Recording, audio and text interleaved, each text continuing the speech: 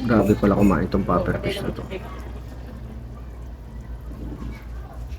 At meron silang kasamang apple snail na malaki. Unti-unti nila. Kahit malaki pala, napapatay nila. Pag lumabas yung pinakaulo niya, kakagatin nila hanggang sa mamatay. Tapos maunti-unti nila yung mga shell. Basag na yung shell niya.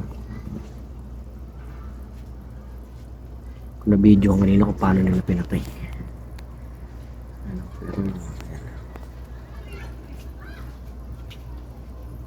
Kung kaya nilang kainin yan. Sila kumakain ng ibang pagkain. Mga pufferfish. Yan o. Natapes niya pa unti-unti. Takaw pala sa mga susunod talaga nito. Ubus na nila yung snail dun sa kabilang tank. Kaya nilagay ko na sila dito sa maliit. Oh, parang pirana tinatapyas.